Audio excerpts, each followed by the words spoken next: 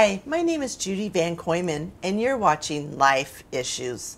This month's show is about self-care, and my guests are Kathleen Duffy and Stephanie Finocchio Durham. Welcome, both of you. Thank you. Thanks for having us. Oh, my pleasure. Steph, I'm going to start with you. What is the definition of self-care? The definition of self-care is pretty much doing anything that allows you to kind of escape all of this clutter that is floating around in the head. So it varies from person to person. For me personally, yoga, acupuncture, meditation, going for just a quiet walk, time to myself, that's self-care. Some people it's running, some people it's biking, hiking, whatever it is that just kind of allows you to get out of your own head. Okay. And can you please tell us some self-care ideas for the mind? For the mind, well, definitely healthy mind is going to create a healthy body. Ideas, meditation, hands down, number one thing that pops into my head. People think that meditation has to be this specific, in-depth practice, but meditation can be as simple as just sitting down quietly without a cell phone, right? Closing your eyes and concentrating on breath. Journaling is a really good outlet. Quiet walk on the beach. Meditation, definitely the first thing that pops into my head. Okay. And then some for the body? Again, yoga, number one thing that I'm going to recommend. Yes. Anything that, it varies person to person. I don't think that we can say that there's specific, top 3 things that every person should do because that varies. Some people need more high energy, some people need more low energy. So yoga, biking, running, spinning, being out in nature, any type of movement, dancing, definitely, yeah. Okay, thank you.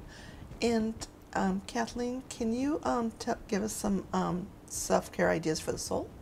For the soul, I say whatever your passions may be in life or whatever you love to do, don't put them aside. To always make sure you take time to do the things that you love, because that will be part of your self-care routine. So whatever your passion is, a lot of times we put those things aside because we're so busy, taking care of family and taking care of everyone else. But for me, yoga has been a passion, and to make that part of my life, if not every day, at least every other day. So, like Steph said, if it's journaling that you love, if it's going to the beach and relaxing, make sure you remember to do those things and don't put them last on your list, to make sure you take time out to fulfill your soul with the things that you are passionate about. Okay. And Stephanie, is self-care important, and why? Yes, 100, 200% self-care is important. We were talking about this earlier, that everyone in some aspect is a caretaker, whether we have children or pets, or we're taking care of our parents, or you work in the healthcare field, or you're a teacher, right? We're constantly taking care of people. We underestimate the need for our own energy to then give energy to others. Without self-care, I like to give the example, there's no gas in the tank. If you have no gas in the tank, then you can't go anywhere, you can't give. We definitely need to put more of an emphasis on self-care and the importance of it. Yeah. Right. And also, people get burnt out so easily. Yeah, too. right. And to avoid burnout. Yeah. And what is your title, Stephanie? So my title is licensed acupuncturist, yoga instructor, mother. Jack of all trades. Jack of all trades. Yeah, a little bit of everything. Okay, Yeah. great. Stephanie, and how did you get into this field? So I'm 32 now, or nearing 32. I shouldn't rush that. But at the age of 18 was when I started practicing yoga, and I started practicing yoga because I was at college and being away for the first time from home, right, going to school up north in New Hampshire. I just felt like anxious, and I needed an outlet. Started yoga and instantly felt like I was at home. I've always been really into kind of just like researching on my own, finding any type of alternative medicine. I've never been one to want to take any medication, and always kind of looking for like the natural path. Started practicing yoga, got really into yoga, decided to do my yoga teacher training years later. Started teaching yoga, teaching a bunch of yoga, and then ended up with the shoulder injury. At that time, I had already opened up the yoga studio in Winthrop. For my shoulder injury, I tried PT, nothing was working. I ended up at acupuncture. 2 visits, my shoulder pain was gone. When I literally couldn't lift my arm past here, my mind was blown, and I thought, I need to practice this medicine. Like, this needs to be one of my tools. I often joke with my patients and say I definitely didn't know the depth of schooling that I was about to do when I just signed right up for my master's program.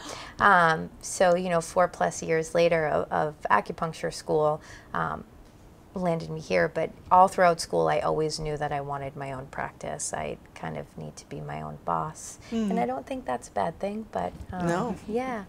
So now with my child, I'm always trying to find the most holistic, natural way for all of his ailments. And Of course. Yeah. Of course. That's very interesting. Good. Yeah. And Kathleen, what is your title? I am a licensed massage therapist. I'm a yoga instructor, Reiki practitioner, and a mother of 4. Okay. Jack of all trades again. Kathleen, how did you get into this field? So when my 4th child was in high school, I knew I was going to be an empty nester soon. So I decided to go back to school, and I was always interested in massage therapy. So I went to school, became a massage therapist, and I used to be a runner. I had done the Boston Marathon 2 times, and I was tired of running, so I wanted something new. And a yoga studio opened up down the street, so I kept driving by saying, one of these days I'm going to go in and try yoga, go in and try yoga. And I did in November of 2014, and I took my first class, and I fell in love with it. I noticed the changes in myself, body, mind, and soul. And they were offering a teacher training 5 weeks after my first yoga class. And I said, can I do this? Even though, I've only been doing yoga for a few weeks. And I never thought of becoming a teacher. I did it to learn more about yoga. And it was a really wonderful experience. And I slowly started teaching. And now that is my true passion in life. I love teaching yoga. And I love telling everyone to come to yoga. I love beginners. And then what about when you became a massage therapist? How did you get into that?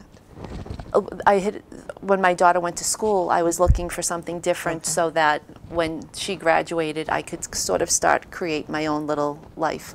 So I went to school and became a massage therapist at Curitiba Institute. Yes. Okay, great. All right. Kathleen, what is deep tissue massage?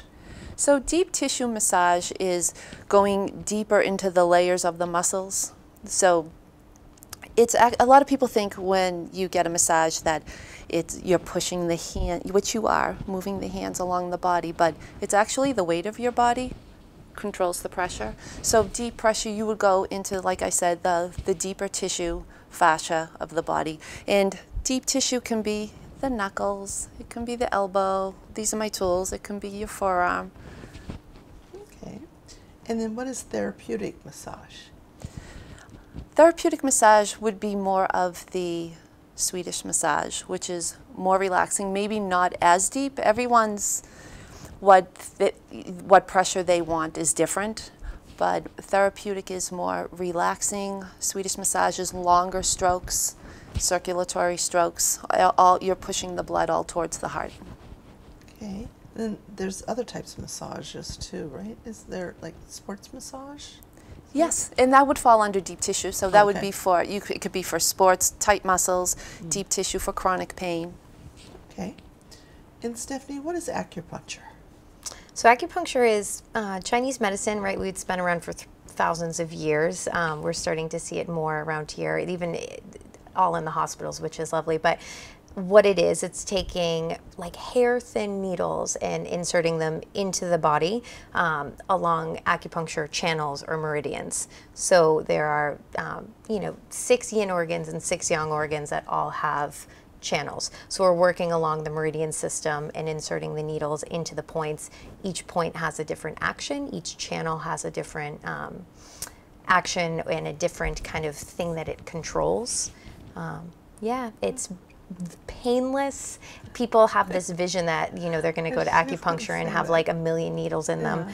Very rare that you have more than like 20 needles in you, and that's even a lot. Hair thin. You can fit probably like, you know, 20 needles or so, acupuncture needles in like a hypodermic needle. They're so small. Yeah. Yeah, because some people are scared to death Yeah, of yeah, and needles. this is coming from someone that is definitely scared of needles. Whenever I have to get my blood drawn, I like have cold sweats. I almost pass out. Yeah. But During the class, Yeah, I tell right, them right. they have to Yeah. lay me down to get a Yeah. blood workup or a shot very or something different. because I can't. Very different. Yeah. It is very Yeah. different. Yeah. Yeah, because I mean, because you just are barely going into the under the skin, right? You know, depending on the area and the condition and kind of what we're going towards, the depth varies and also the gauge of the needle varies. So they're like really thin and then there are thicker gauges. So depending on the person's constitution, you know, our treatment principle and where in the body, that will all vary. But generally, they're not super deep. Yeah. Okay, what is the longest time frame that a needle would stay in? So a goal would be at least like 25 minutes with the needle in for the chi to circulate, the chi being the energy. And that, I guess, will vary depending on like who you talk to, practitioner to practitioner in different styles. But it's not like there's any negative reaction to keeping it in longer than that. But treatments are typically an hour, and most of the time you'll get front and back. So I'd say around 25 to like 40 minutes. Okay. Yeah. Great. And Stephanie, what is cupping? So cupping is an adjunctive therapy that we use in acupuncture as well, and brought one for people to see, right? It's a glass cup, and they have cups that are made of different things, like there's silicone. This one's glass, and it's just a suction, right? So it's drawing up. So cupping can be done for what we call like dispersion and tonification. So with excess and deficient conditions. Pain mostly is like what you see people coming, like tension, tight traps, constipation, really good on the abdomen. But so it's drawing up like 4 layers deep. So it's lifting up like the skin, the muscle, the fascia, connective tissue, right? So it's lifting, so then all of the blood and the chi can then flow underneath. So it's lifting up what we call evil chi, right? That chi and blood that we want to release, so then all this fresh blood can flow underneath. It does leave some marks. They typically don't last longer than like 5 to 10 days, of course, depending on like the how much what we call stagnation or tension the person has. But it feels nice. Yeah. People often think they see the marks and they're like, oh, that must be so painful. It's not. Yeah. How long do you usually keep?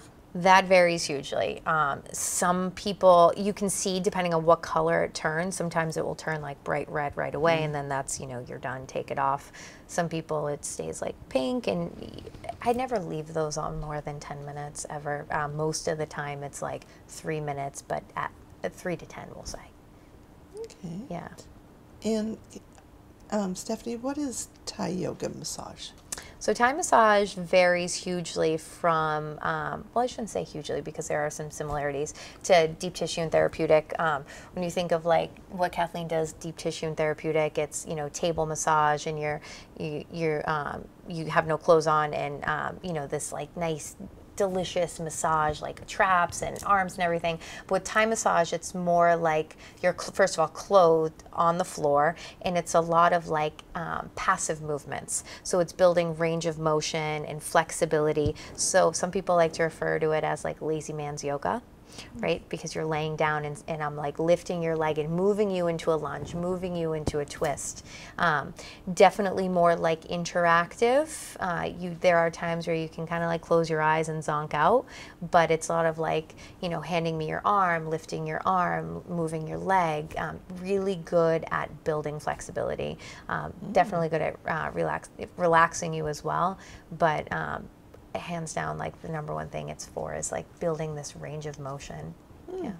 Awesome. Okay. And Kathleen, what is Reiki healing? So Reiki healing is laying the hands on the body to balance out the body's energy system. And we have 7 chakras, which run from all along your spine to the crown of your head. So it focuses a lot on those areas, but it's a full body session. And people leave after having a Reiki session a lot of calmness of the mind. It's almost as if they had a full body massage. It promotes healing in the body. It's as good as meditation because it's, you know, it helps someone to totally relax, to be still, which is not easy for a lot of people. So coming in and just the beginning, allowing themselves to be still on a table and doing the Reiki on them. People like it.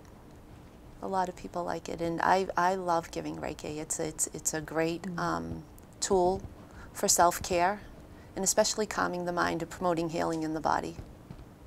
Okay, sounds wonderful. Is there anything else that you'd like to share with our audience about the things that we've talked about and stuff about the different body things and self-care and stuff? That it's important to start a journey of self-care, and I believe that that starts with self-love, having that commitment to yourself that you're worthy of taking time out, even if it's 15 minutes a day to meditate, go for a walk, and then building on that to maybe once or twice a week you try yoga, or if running, or whatever your passion is, and bringing that into your life and being committed that you are worthy of taking time out for you. That's very important. Stephanie, is there anything that you'd like to share with the audience? Yeah, I just realized I told you what acupuncture is, but I didn't really tell you what it's good for. So I do want to elaborate a little bit on that. Sure. You know, people ask this question all the time, and the answer is always everything, right? Biggest conditions that I see are pain. Acupuncture is great for pain management, for any emotional component, stress, anxiety, digestive issues, cardiac issues, arthritis, fertility, just overall like maintenance and well-being to keep the energy moving smoothly through the body. It's when that energy is stuck and not moving, then that's when we have imbalance, and that's when we have pain, stress, anxiety. So there's just so many things that acupuncture can help with, and it's simple, right? Yeah. Great. Sounds good. And Kathleen, if anyone has any questions about what we've talked about tonight, can you give us your contact info? Yes, they can call me on my cell phone, which is 617-785-6053. I'm sorry, but that's all the time that we have. Thank you both for helping those learning about self-care. I'd love to hear your thoughts and suggestions. Please send them to lifeissuestv@gmail.com. And remember, live each day to the fullest and celebrate life.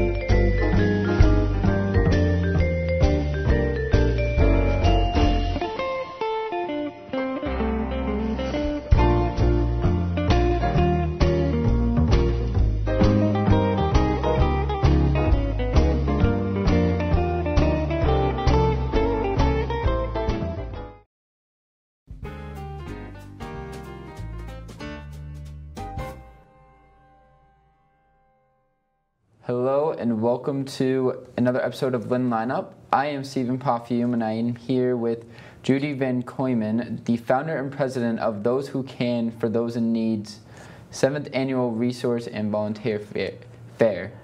The event takes place Saturday, September 8th from 10 a.m. to 2 p.m. at 151 Pauline Street in Winthrop, Mass. So Judy, thank you for being here with me on the show. Thank you, Steve and Lynn Community Television, for inviting me and promoting this for me. So, before we get into any questions or anything, I would like to take the time for you to like talk about yourself. Like, what do you do? Like, where are you from? All like the fun questions. Okay, my biography. Actually, I started a cable show. I tape it in Winthrop, but Lynn airs that show for me, which I'm so grateful for.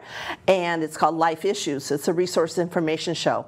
And I've been doing that for about 8.5 years. And I started that because to help people that might be going through some bumps in their lives. And I went through a little bump when I lost my husband almost 11 years ago and stuff, and didn't have any good resources out there. Mm-hmm. So I started that with help from a friend, and I've been doing it ever since, and I really, really enjoy doing it. I've met some very interesting people, and we've covered all types of topics, anything to do basically with life. And then a year or two after that, I piggybacked off of it and started a nonprofit, Those Who Can for Those in Need, that you had just mentioned. And we hold an annual resource fair in Winthrop, and we do a couple of fundraisers too that I'd like to talk about too during this time, that we help with people. Like you mentioned, the resource fair this year is going to be on Saturday, September 8th in Winthrop, and the organizations that will have a resource table are from the greater Boston and North Shore area. And just to, again, anything to do with life. I can name off everyone, but I probably end up forgetting something. But if nobody is there to represent, we can always help that person look for resources. The volunteer part comes in where a lot of the organizations are looking for volunteers because of budget cuts, and people like to volunteer, and so they like to promote volunteerism for the organizations. And I made it into a big family type event because there's not enough family activities and stuff. So that day we're going to have, besides the resource tables, and we're going to have Maya's lemonade stand. This young lady is unbelievable. She's just started her teens, and she's been doing this for years. She has lemonade stands throughout the spring and summer, and she donates the money back to Children's Hospital.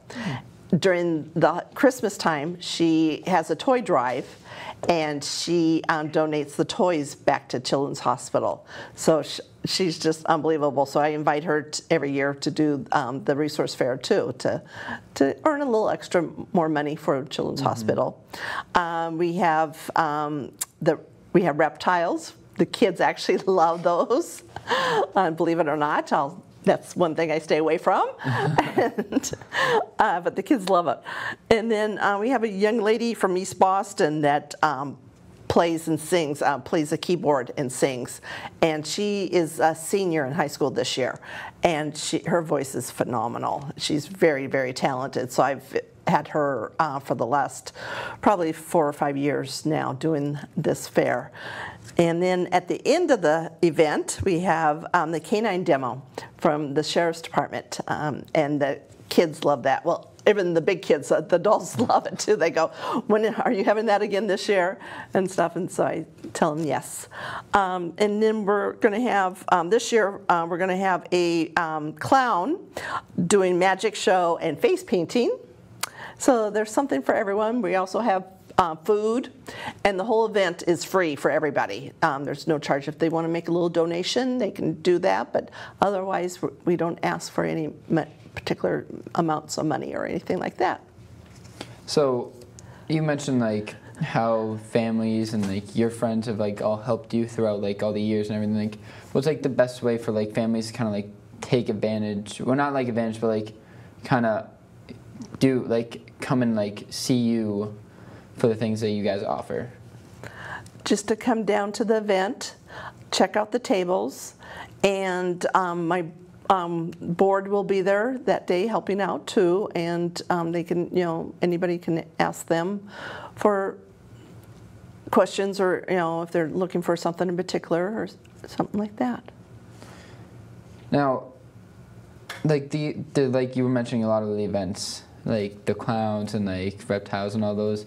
Have you done a lot of these like before, like in the past fairs, or are these kind of newish, like the clown? Like I know you mentioned the clown and everything. Did you do that before, or? We've used something similar in the past where we had balloons and face painting. We're not going to do balloons this year, so we've gone with a different person, and we're going to do a magic show and the face painting and stuff. So this, like you mentioned, this is our 7th annual fair, and so we usually keep it the same every time. We might add a little something different, but basically, it's all the same because people expect that. Now, looking back on like the past years, coming up to this year's event, do you think there'll be any like differences, like different outcomes, or like a lot more volunteers, or do you kind of think it's going to be the same as before? I always say if one person can be helped during that day or during that event, then I know that we've done something right. Like I said, I have a great board that helps and stuff, so we all pitch in together. After the resource fair in September, we have a small fundraiser coming up in October. We're going to do a restaurant paint night, and the restaurant is the Dockside in Malden, and a friend of mine owns a, I can't remember the name, Masterpiece Painting, to people can come in and paint a fall picture for fall Halloween, and we'll have raffles, and proceeds to that will go back to our nonprofit. They have to sign up for the paint part of it online on our website. There'll be a link on our website and going to her website to sign up. Dockside gives us back so much percentage of the people's meals. They have to have a coupon for that, and that too will be distributed either on social media or our website too. So this will be our 3rd year doing this, and people like doing it and stuff. And then in the spring, we have our Uplift Yourself with Laughter fundraiser at, we'll have it at Giggles again, up on Route 1, and we honor an organization that's been with us, an award, and then we have some great comedians. Laughter's the best medicine, so it's always fun, and we have raffles again, and pizza, and all that fun stuff. Some so like goodies. A lot of different things so on. There'll be more information coming probably at the beginning of the year for that. That seems really good, actually. Like a lot of different things. Well, that kind of runs out of time for us, but I'm happy you were able to share like all different events and everything, like all the different foods and what's going to happen. So if you do want to support the fair, kind of make a donation or even help out, it is on Saturday, September 8th from 10 a.m. to 2 p.m. Get into 151 Pauline Street in Winthrop, Mass. Thank you, Judy, so much for coming and kind of elaborating on what the fair is about and everything. So. Thank you, Stephen. I'm hoping that it goes very, very well for you and you get more. So, thank you. This has been Lynn Lineup. I'm Stephen Perfume, and thank you for watching.